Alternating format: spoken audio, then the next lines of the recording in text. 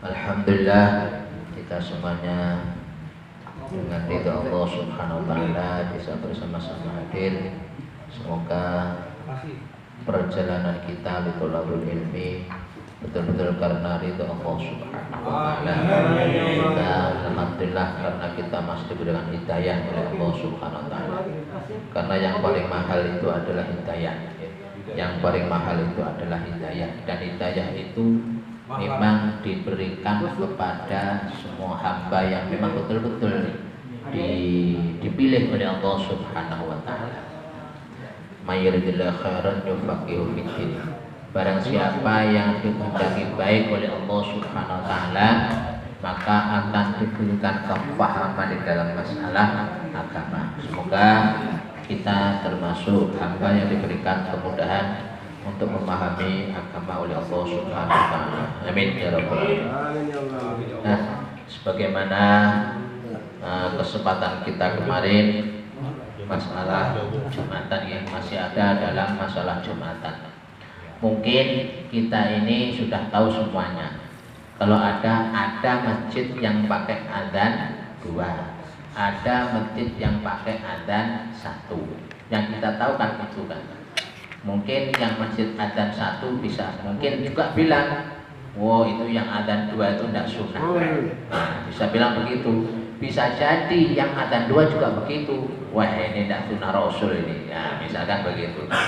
Karena taunya itu aja. Maka sekarang kita buktikan kira-kira mana yang benar atau benar semuanya. Gitu nah. Jadi kalau toh memang semuanya betul, kita kan tidak jadi suudun. Jadi karena apa? Karena tahu ilmunya. Nah inilah fungsinya. Supaya jadi orang itu tidak sembarangan menuduh kepada orang-orang yang berperilaku tidak seperti apa yang kita lakukan di masalah adzan.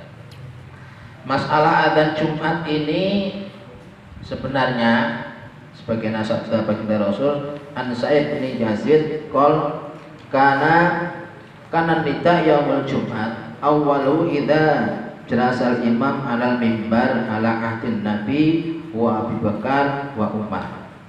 Jadi adzan itu pada zaman Rasulullah, kemudian pada zaman Sayyidina Abu Bakar, kemudian pada zaman Sayyidina Umar.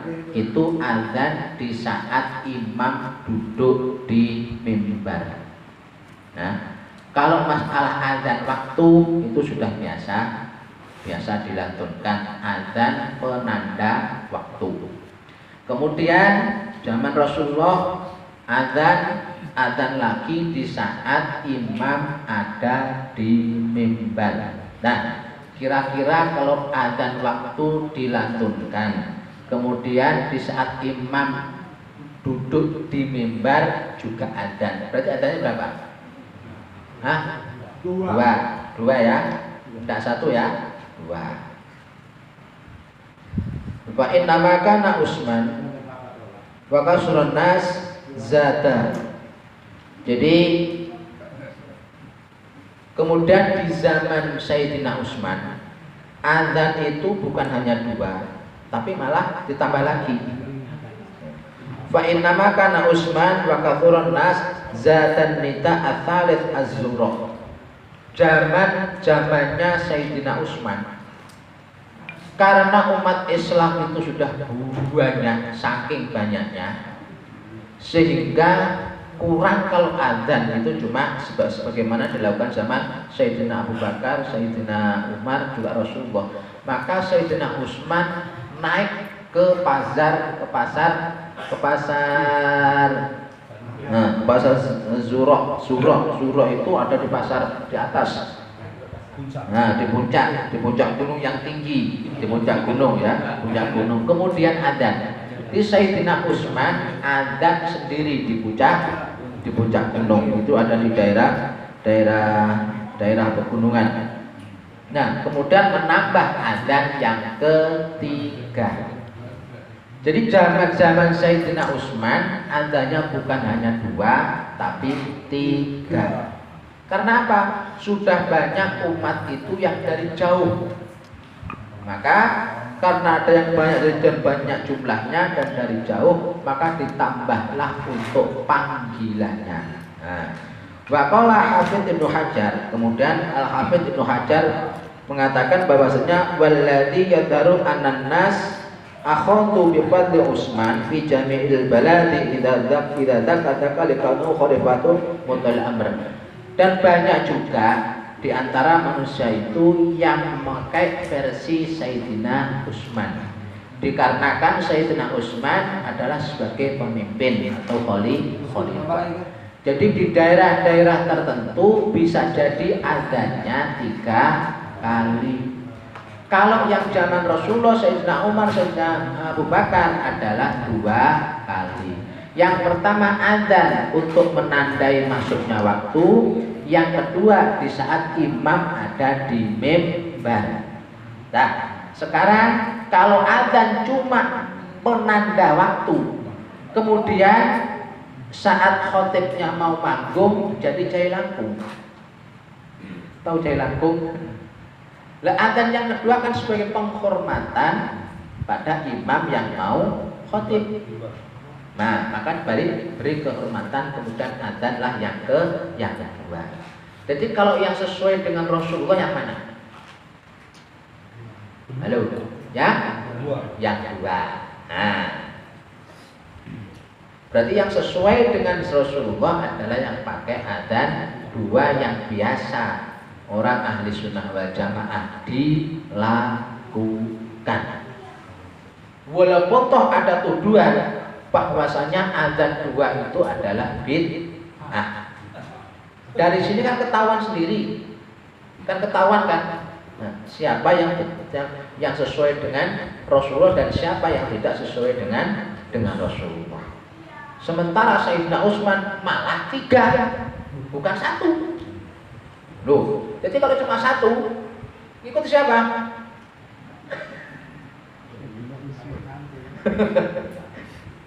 Nah, dengan begini kita kan tahu.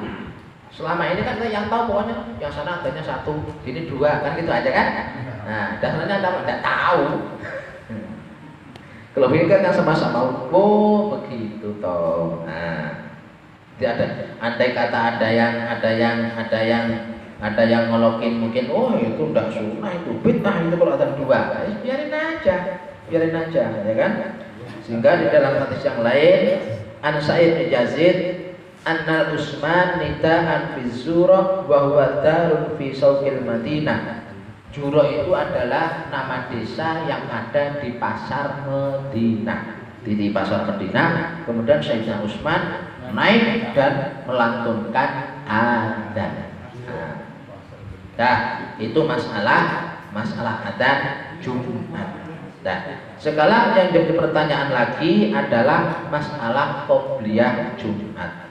Saya pernah ditanya di saat di Masjid Al-Huda, ditanya, dan alhamdulillah yang bertanya ini adalah teman dari sebelah. Nah, tahu kan teman dari sebelah?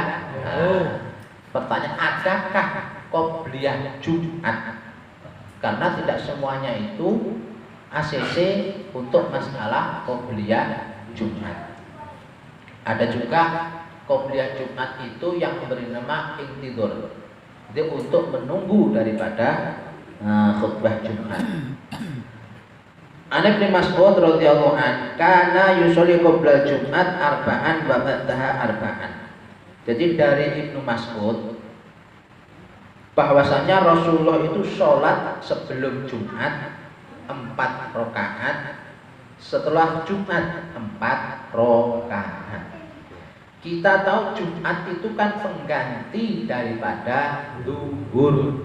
Sementara rawatibnya zuhur ada yang muakkad, ada ghairu muakkad.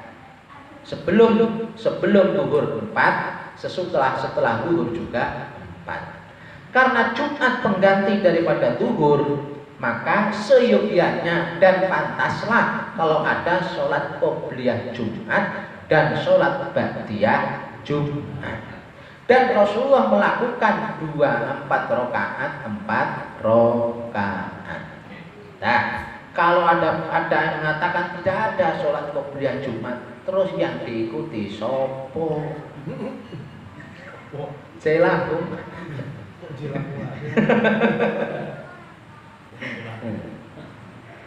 Qala Rasulullah sallallahu alaihi wasallam, "Idza dakhala ahadukum masjid falyarka' rak'ataini qabla ayyajlis." Nah, ini masalah tadi qobliyah Jumat, kemudian tahiyat masjid.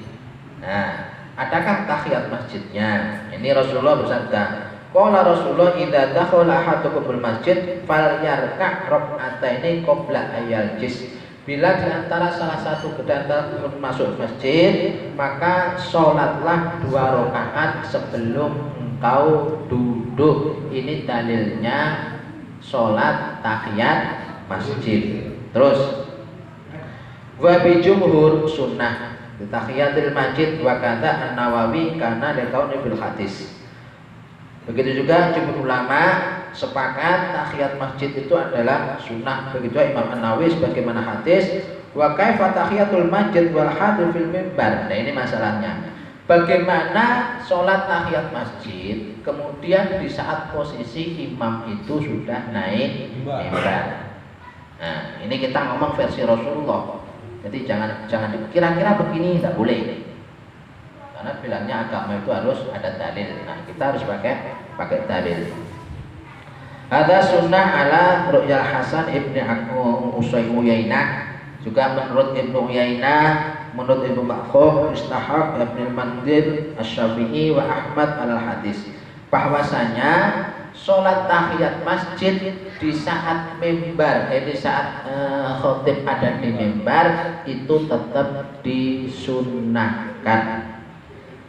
An Jabir annahu qala Ja'a Sulaik al-Atofan yaumal Jum'at wa Rasulullah qa'idan 'alal mimbar. Faqa'ada Sulaik qabla ayyusalla faqala lahu Nabi araka'ta rak'ataini qala la qala kum farka'huma. Rasulullah di sini dikatakan bahwasanya dari Jabir pada saat itu sahabat Sulaik Atofan dia di hari Jumat ini masuk ke dalam masjid. Sementara Rasulullah sudah ada di mimbar. Wa Rasulullah qa'idan 'ala mimbar, dan Rasulullah sudah duduk di mimbar. Fa qa'ada Sulaik qabla ayyusalla. Kemudian Sulaik itu karena Rasulullah sudah di mimbar, maka sahabat Sulaik itu tidak melakukan sholat tahiyat masjid, tapi langsung duduk. Kemudian faqalahu Nabi, kemudian Nabi menyapanya, "Araka'ta ini, sudahkah engkau sholat 2 rakaat?" Qala la, qala. Maka dijawablah oleh Sulaik tadi, qala, tidak atau belum. Qala, maka Rasulullah bersabda, "Qum farka'huma." Berdirilah dan sholatlah 2 rakaat dengan ringan. Nah, ini yang mendasari kayak seperti Asy-Syafi'i, kemudian Uyainah, kemudian Makhul dan sebagainya, yang mendasari bahwasanya sholat tahiyat masjid walaupun imam itu sudah di mimbar, khotib sudah di mimbar, tetap disunnahkan, tapi harus ringan. Jangan mentang-mentang banyak yang lihat sholat tahiyat masjid luang apa khusyuk kan. Kan sudah banyak orang kan gitu. Nah, sudah khotib lewat kan sudah banyak orang. Wus pokoknya ngambil di depan, wus Allah. Saking lama dilama-lamain. Paling depan pula. Ini malah tidak betul. Yang betul itu adalah ringan itu cepat, tidak sholat terlalu cepat. Jadi pokoknya jangan seperti biasanya, lebih dicepatkan untuk sholat tahiyat masjidnya. Tapi tetap disunahkan, tapi harus yang ringan. Jangan malah dilama-lamain, malah kacau kalau dilama-lamain. Jadi tontonan jadinya. Qala Rasulullah sallallahu alaihi wasallam, "Idza dakhala ahadukum ilal masjid wal imamu fil minbar farka' raka'aini farka'huma." Rawahul Muslim. Jadi hadis dari Imam Muslim bahwasanya Rasulullah juga bersabda, "Idza dakhala ahadukum ilal masjid wal imam fil minbar farka' raka'ataini farka'huma." Bila mana salah sebentar kamu masuk ke masjid dan imam posisi atau khotib di mimbar, maka sholatlah engkau 2 rakaat ay tahiyatul masjid dengan ringan. Ini dalil yang mendasari bahwasanya sholat tahiyat masjid walaupun toh imam ada di mimbar tetap disunnahkan. Ya. Hadza laisa sunnah ala ra'i aja. Ada juga yang tidak mensunahkan. Nah, pasti ada perbedaan. Ada yang tidak mensunahkan. Siapa di antara Aja Ibnu Abi Robah, kemudian Surah Ibnu Sirih, An-Nakhawi, kemudian Qatadah, kemudian At-Tuhur, Abu Hanifah, Imam Malik. Itu seperti Imam Hanafi, Imam Maliki ini tidak mensunahkan. Artinya andai kata ada orang begitu datang, kemudian imam di mimbar kok langsung duduk, yonda salah. Ngapa? Karena mengikuti Imam Hanafi juga Imam Maliki. Sementara kita adalah mengikuti Imam Syafi'i. Nah, makanya jangan menjadi permasalahan yang tidak fair. Itu kalau tidak dimasalah, sementara itu hukumnya sunnah, dilakuin mendapatkan pahala, kagak dilakuin juga tidak berdosa. Nah, seharusnya kan tidak jadi masalah. Ya terserah mau sholat tahiyat masjid kayak tidak kayak urusan kamu sendiri. Nah kan begitu. Tapi kalau mengikuti Rasulullah maka tetap melaksanakan sholat tahiyatul masjid. Wa Jabir qol jaa Sulaik, ini sebagaimana tadi, jaa Sulaik al-Atbani wa Rasulullah yaktubu faqal lahu an-nabi as-Sulaik rak'atani qabla ayya an-naji qala la qala wa sholli rak'atani wa nakhwa fihima. Nah ini termasuk maksudnya sama tapi yang membawa hadis berbeda, tapi maksudnya sama. Jadi faqala lahu an-nabi sholaita rak'ataini qabla an-naji. Salatlah engkau 2 rakaat sebelum engkau duduk. Qala, ini ditanya tadi, sudah ditanya, apakah kau sudah sholat 2 rakaat sebelum duduk? Nah, qol wa sholli rak'ataini wa nakhawwadu fihima, dan lakukanlah dengan ringan. Nah, cuma hadisnya yang membawa beda. Kemudian dari hadis ini wa qala Syekh Al-Syaukati qala qaluhu anna nabi yaduru ala hataini rak'ataini sunnah bil Jumat. Ada juga yang berpendapat bahwasanya hadis ini bukan hadis tahiyatul masjid, tapi hadis ini dalilnya qobliyah masjid. Namanya juga ulama kan, wajar ada perbedaan. Hadis satu itu yang berpendapat banyak itu sudah wajar. Jadi ada yang mendapat bahwasanya hadis ini adalah menunjukkan hadis tahiyatul masjid. Ulama yang lain menunjukkan bahwasanya ini bukan dalil tahiyat masjid, tapi dalilnya qobliyah Jumat. Nah, karena tahiyat masjid pun juga qobliyah Jumat. Kemudian kalau musonef bahas Rasulullah Iraqi wakot asal-asal Abu Dawud dan sebagainya. An-Nafi qala kana, kemudian hadis yang lain. An-Nafi qala kana inna Umar yutir salat qabla Jumat wa yusallu ba'daha rak'ataini fi baiti. Tapi kalau versi Sayyidina Umar, jadi Rasulullah Sayyidina Umar itu melakukan sholat sunnahnya panjang. An-Nafi dari Nafi karena Ibnu Umar yati sholat qabla Jumat. Jadi memanjangkan sholatnya qobliyah Jumat, artinya panjang, lama. Wa yasillu ba'daha rak'ataini fi baiti, juga menjalankan sholat ba'diyah Jumat juga lama. Cuma fi baitihi, di rumah. Jadi kalau Sayyidina Umar qobliyah Jumatnya dilakukan di rumah, ba'diyahnya juga dilakukan di rumah. Makanya melakukannya lama. Nah, kalau mau lama-lama ba'diyah qobliyah sampai di rumah. Boleh. Kalau di masjid ya boleh. Siapa yang melarang? Begitu juga sholat rawatib dilakukan di rumah tidak masalah. Sebelum kita ke masjid, sholat dulu di rumah. Nah, kemudian setelah wiridan pulang, ba'diyahnya di rumah. Itu juga bagus supaya rumah itu juga ada nilai sujudnya. Nah, tuh. Jadi seperti Sayyidina Umar melakukan qobliyah Jumat juga ba'diyah Jumat itu ada di rumahnya. Maka bisa lama-lama. Mau 1 jam qobliyah ya ada masalah di rumahnya sendiri, ya kan?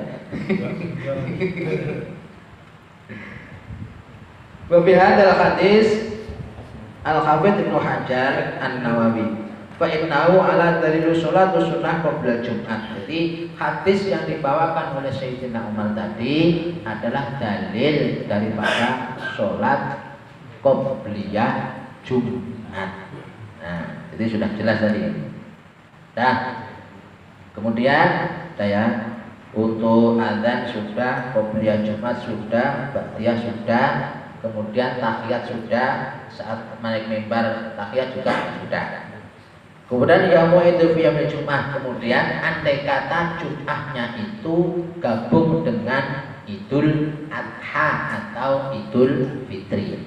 Bagaimana versi dalilnya? Tapi kayaknya waktunya sudah habis ya. Iya. Mana jam Belum ya? Kalau waktu panjang. Oh, udah. Kalau lanjut waktu saja ya. panjang mau Lanjut. Nah, ini bagaimana jika pada hari raya Idul Adha atau Idul Fitri pas ketepatan hari Jumat seperti kemarin? Nah, seperti kemarin. An Abbas bin Romlah As-Samin qol syahidu Muawiyah ibnu Abi Sufyan wa huwa yas'alu Zaid bin Arqam hal syahida ma'a Rasulullah idaini istama'an fi yaum. Jadi pada suatu saat Muawiyah ini tanya kepada Ibnu Abbas, tanya kepada Muawiyah, apakah engkau pernah bersama-sama Rasulullah pada suatu hari itu terjadi hari raya dan hari Jumat? Ini maksudnya begitu. Wa yas'alu Zaid bin Arqam hal syahidta ma'a Rasulullah idain istima'an fi yaum qala na'am yo. Ya, jam ya. Qala kaifa sana'a qala shallaitu thumma rukhsa fi Jum'ah wa qala man sya'a in shalla wa yusalli. Maka suatu saat ini Arqam Ibnu Abbas tanya kepada Muawiyah, kok sampean tahu toh? Misalnya begitu kalau bahasa kita, sama pernahkah bersama-sama Rasulullah pas ketepatan Lebaran, pas ketepatan hari Jumat? Iya, pernah saya. Terus apa yang dilakukan Rasulullah? Bahasanya begitu. Rasulullah itu melaksanakan Idul Fitri atau Idul Adha, kemudian memberikan keringanan. Memberikan keringanan artinya kemudian bersabda, mau untuk Jumatannya dilakukan silakan, tidak yo silakan. Ini dalilnya, ya. Ini hadis kan masih am. Kalau kita tidak melihat lagi penjelasan yang lain, maka ini pasti gambaran kemana? Wah, berarti kalau ada bertemu Idul Adha dan sholat Jumat, berarti cukup Idul Adha Jumatnya libur. Ya kan? Enak kan? Nah, ini kalau hanya sampai di situ pemahamannya. Kalau hanya sampai di situ, makanya orang itu tidak bisa walaupun gembor kembali ke Al-Quran dan hadis. Kalau tidak lewat ulama, tidak bisa. Bohong besar pokoknya. Bohong besar. Lagi. Bohong. Itu nah. Tidak mungkin kita belajar hadis apalagi Al-Quran yang sifatnya masih global. Ini sudah zamannya zaman siapa, ya kan? Sombongnya itu loh, sundul langit. Innalillahi wa inna ilaihi raji'un. Itulah gambaran orang-orang Khawarij seperti yang digambarkan oleh Rasulullah.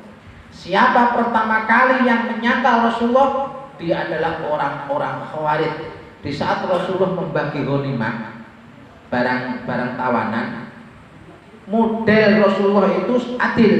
Jadi kayak sahabat-sahabat seperti sahabat Badar seperti Sayyidina Umar, Sayyidina Abu Bakar, Sayyidina Ali.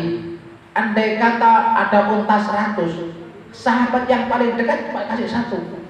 Tapi orang-orang yang baru masuk Islam itu malah kasih banyak, 20, 30, 50. Sahabat yang lain tahu, dan itulah keadilan Rasulullah. Ada sahabat yang protes, ya Muhammad, la ta'dil, langsung diprotes Rasulullah. Muhammad, itu tidak adil kau ini. Dan inilah orang Khawarij. Allah aja menerima keadilanku. Rasulullah bersabda, mengapa engkau tidak menerima keadilan aku? Nah, makanya pola pikir manusia itu jauh bila dibandingkan pola pikir Rasulullah. Karena Rasulullah pendapat, tanya, mengapa engkau Rasulullah? Karena sahabat-sahabat ini kan sahabat seperti Sayyidina Abu Bakar, semuanya kan kaya. Tidak perlu untuk dikasih sedekah, tapi dia berhak untuk bersedekah. Semata orang-orang yang mu'alaf yang baru masuk, maka dikasih ghanimah yang banyak supaya tertarik sebagai syiah.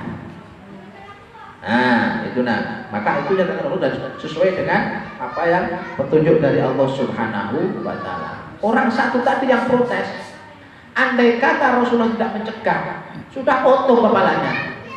Mau disebabat sama para sahabat, mau disabet, mau dibunuh karena berani memprotes keadilan Rasulullah Shallallahu Alaihi Wasallam. Maka Rasulullah berkata, jangan, karena orang Khawarij itu bukan tidak ngerti apa-apa, ahli Al-Quran, ahli hadis, cuma tidak pernah mau bertanya kepada ahlinya. Walaupun Twitter, tapi kalau dengan pola pikirnya, maka pastilah pemahaman Al-Quran ini akan radikal, keras. Jadi hanya apa yang ada aja. Coba andai kata seperti yang dikatakan, mari kembali ke Al-Quran, hadis, kemudian hanya membaca Quran terjemah tanpa tafsir, apa yang terjadi? Kacau balau, salah, banyak yang salah. Seperti ayat-ayat mutasabbihat, yadullahi fawqa aydihim, tangan Allah itu ada di dalam segala-galanya. Kan kacau, kan rusak. Sementara ulama mentakwil yadullah itu adalah kekuasaan Allah. Maka mukhal dan pembohong besar kalau kita belajar Al-Quran dan hadis ini tanpa melewati ulama. Nah, dan batasannya adalah madzhabul arba'ah. Nah, itu batasan kita. Nah, kemudian Sayyidina Muawiyah, jadi saat itu Muawiyah tanya, ya saya bersama Rasulullah. Kemudian Rasulullah melakukan, bersabda Rasulullah melakukan sholat Idul Fitrinya atau Idul Adhanya. Kemudian Jumatnya dipersilakan, boleh dilakukan, boleh tidak. Yusolli fa yusolli. Qala Rasulullah sallallahu alaihi wasallam, qad istama'a fi yaumikum hadza idani faman syaa'a adza'uhu minal jum'ah wa ana musma'una insyaallah. Hadis yang kedua, bahwasanya Rasulullah juga bersabda, bila mana ada dua kumpul antara Jumat dengan Idul Adha atau Idul Fitri, maka Rasulullah melakukan sholat idnya juga melakukan sholat Jumatnya. Faman sya'a, bila mana tidak mau melakukan Jumatan, ya terserah. Tapi Rasulullah melakukan. Ya mau terus kalau Rasulullah melakukan terus kita tidak melakukan, aneh kan? Terus yang dinut ki sopo? Apa mau menghendaki mau minta syafaat? Lah enggak mau menirukan Rasulullah, syafaatnya sopo? Syafaatnya bae kok. Jelaku.